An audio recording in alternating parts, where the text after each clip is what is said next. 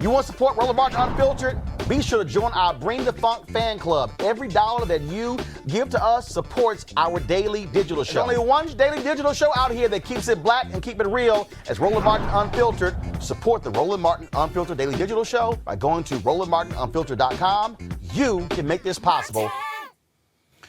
The newly appointed editor-in-chief of Teen Vogue has resigned after a staff uproar over anti-Asian tweets she sent out 10 years ago when she was 17 years old and in college. Alexi McCammond, a 27-year-old rising star in the industry. She worked with Axios for the 2019 NABJ Emerging Journalist of the Year.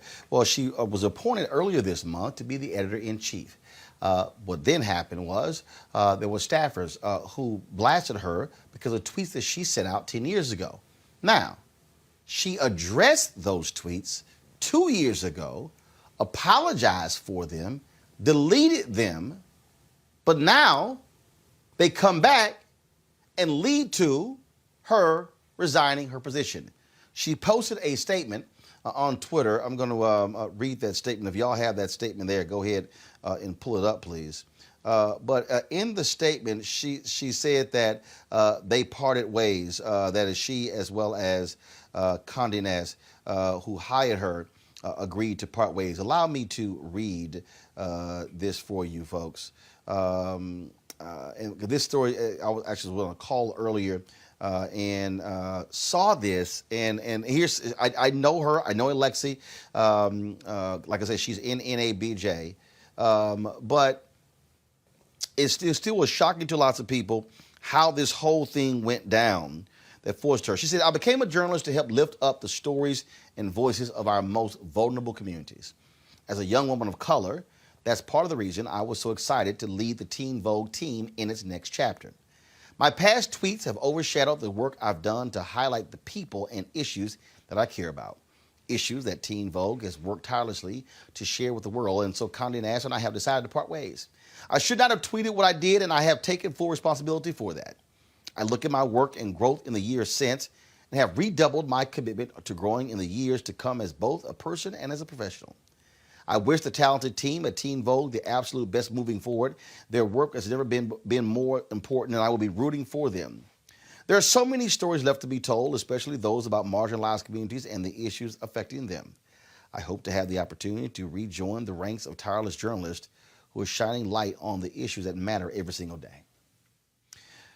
Reese, there are very few African Americans who hold the top spot among mainstream magazines. Very few. Very few at Conde Nast. And to be 27 years old to be the EIC is also a pretty big deal. Now, as I said, the tweets were posted 10 years ago. She was 17. The controversy erupted 2 years ago. It comes back in 2021. So the question a lot of people are posing is she supposed to apologize every time she gets a new job? Is she supposed to lose opportunities because of what she posted when she was 17 years old? The question is, can we forgive somebody who made a mistake when they were 17? Because what she tweeted was wrong and horrible. But do we hold that against them forever? Your thoughts? When you black, the answer is yes. When you black, as long as you in your place, it's okay. All that was in the past. That was a long time ago. But as soon as you start to ascend to the next level, it's always going to be an issue. I applaud Alexi for taking accountability and for unequivocally, being apologetic and being accountable for her tweets, even though she was young, to as you have pointed out. But I think this goes back to what we were talking about earlier, where, for one, like you said, this was not a new controversy. It was something that was already addressed in 2019. It was something that Anna Wintour and the leadership at Conde Nast was aware of in terms of her tweets. And so what they calculated is, okay, maybe she gets a little blowback, but in the meantime, we get our little woke points because we put a black woman and she's going to make history. We're going to get all these good, headlines from the fact that we put a young black woman over the magazine. Meanwhile, behind the scenes, the team at Teen Vogue is galvanizing against her. So she wasn't going to succeed anyway because of the fact that there were people who were going to be resistant to her leadership, which is something that happens often when Black people are in charge. I'm not excusing or even addressing her tweets in and of itself, but it probably would have been something else. Let me just put it like that. But the bottom line is that Conde Nast got what they wanted, which was the good publicity and the good feedback from making this history with Alexi, only to turn around and throw her under the bus and allow her to fall on her sword. It's unfortunate timing that, the events that we've seen unfold over the last couple of days. Obviously, it's unconscionable to try to defend anything that has any kind of anti-Asian rhetoric, but at the same time, it's just kind of like now you just want to make an example out of her. So at the end of the day, what she said was wrong. She took accountability for it. I hope that this doesn't ruin her future. But we've seen time and time again, it's even happening right now with Kristen Clark. It's happening with all these women of color nominees talking about their tweets. It doesn't matter how benign the tweets are. If you're saying anything that they don't like, they try to smack you back down. And so my whole thing is, let's see who they put after Alexi. Let's see if this was all just a gimmick to like I said, get those good headlines and those woke points in as we are dealing with this racial reckoning. And let's see what they do now. Because if it's just, okay, well, we tried the Blackie for a couple of weeks. She had some tweets, which we already knew about. Now she got to go. Let's go back to status quo. Then I would say they all full of shit. Mm-hmm. Amisha, what's interesting here is I asked some folks on my Twitter feed saying, well, if this was somebody white who said something, you'd be feeling differently. I said, actually, I wouldn't. If that was somebody white who had some awful tweets at 17, first, I am factoring in your 17. That's first. 17-year-olds do stupid shit. I can tell you right now, I've warned every single one of my nieces and nephews about things that they have tweeted. And in fact, there have been times when I've seen stuff and I called them and I've said, delete that bullshit. Take that down. And I've actually said to them, be careful what you tweet because that could very well impact your career down the road and you didn't even realize it. So you just tweet it in the moment because you just being young and dumb and trying to be cute. But I literally sent them this story today. Mm-hmm. But one of the things that I keep hearing from people is that, you had folk on the inside who were targeting her and who didn't want there to be a Black editor. First of all, that was one of the theories I've heard. Another theory was that, hey, when you make a mistake, you have to keep atoning when anyone asks. Sorry. I disagree with that one. I think your work determines how somebody can now judge you. Your work determines that. But I dare say, Misha, the third thing with this particular story here, which people still haven't even dealt with me, at what point is she allowed to keep living and breathing? I remember when Mark Halperin said it to me, well, am I supposed to never have a job?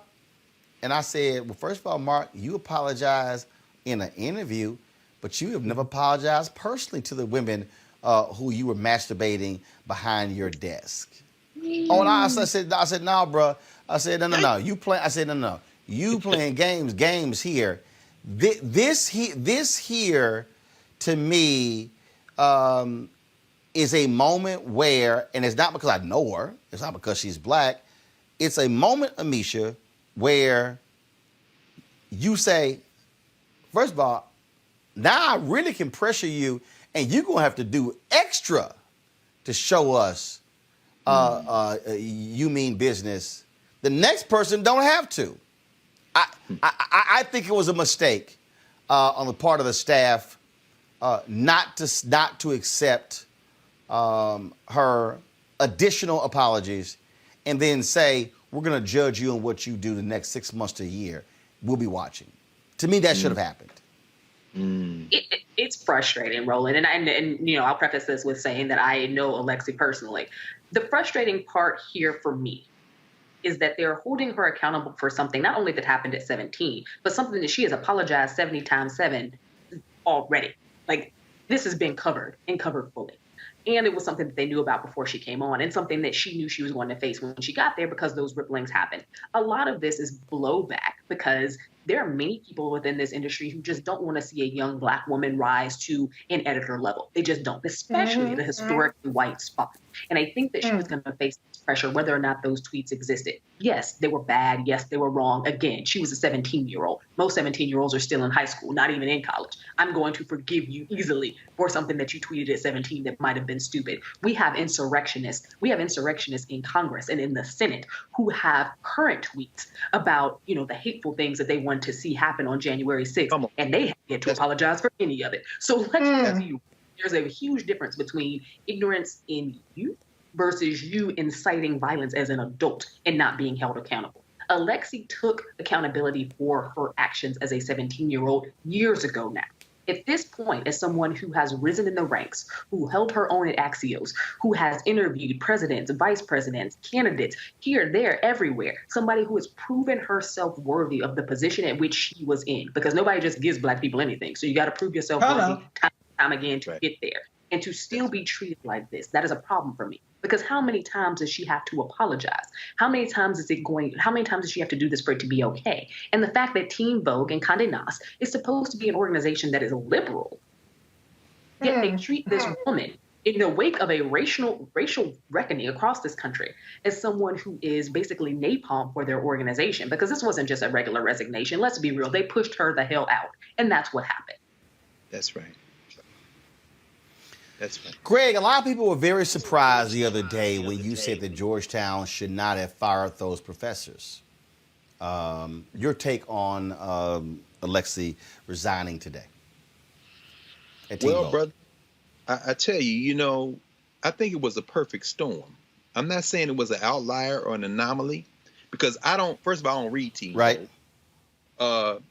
But Conde Nast, of course, being what it is, with its venerable tradition of whiteness.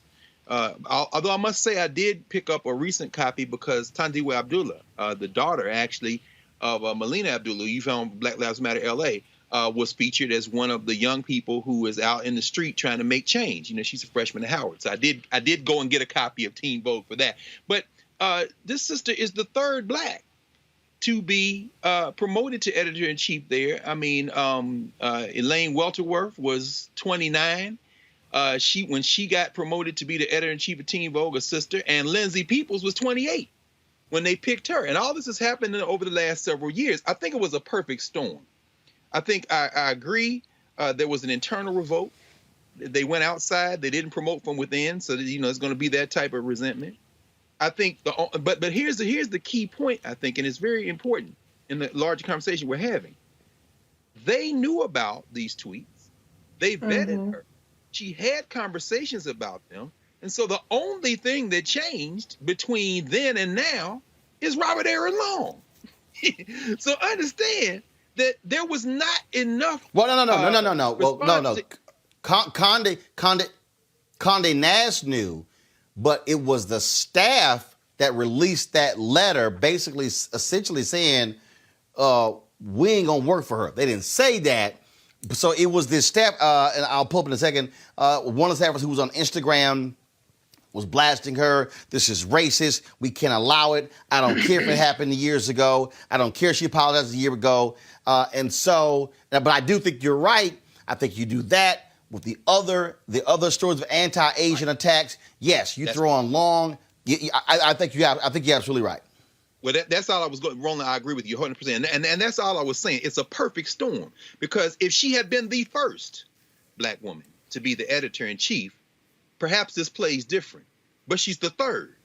So they could hide behind the other two sisters. I mean, I just think that, again, the calculus of how we have to, as Black people, and how we have to, as Black women, in certain circumstances, black men in certain circumstances, try to do this trigonometry of race to navigate these treacherous shoals. And then you got an internal Hunger Games going on with other non-white staffers deciding they're going to go out on strike. My question is, at the end of the day, when do we exercise, going back to the thing we've been saying over and over again today and throughout the history of this platform, this broadcast that you're building, when do we marshal our collective strength so that when one of us finds themselves out in harm's way, they are not left with anything other than the apologizing the way she did, trying to hold on and hoping, Axios, wasn't that Mike Allen?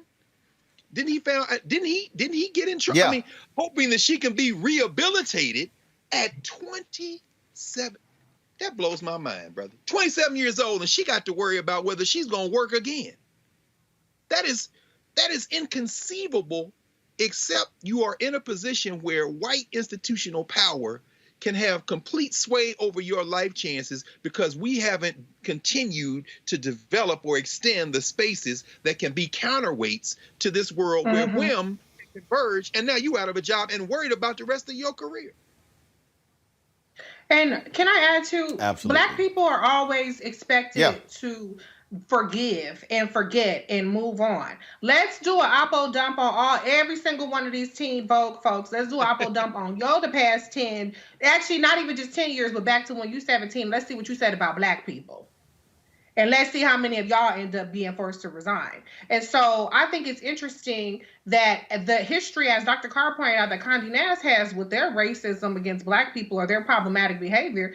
How many times has this happened where somebody has resigned over anti-Blackness or racism towards Black people? So let's just keep the same energy. That's fine. Let's establish this. This is the standard going forward. If you've ever said anything, then you got to go. So let's keep that same energy and let's vet the white people that come behind or everybody. Let's vet everybody the same way. Let's hold everybody to the same standard. And then let's see how many people that we have left to run these magazines, including Anna Wintour. All right. That's right. All right, precisely. All right, folks, back to that Roland Martin Unfiltered video in just one moment. It's time to be smart. When we control our institutions, we win. This is the most important news show on television of any racial background. Y'all put $2, $3, $4, $5, $10, $15, $20, $30 on this and keep this going. What you've done, Roland, since this crisis came out in full bloom.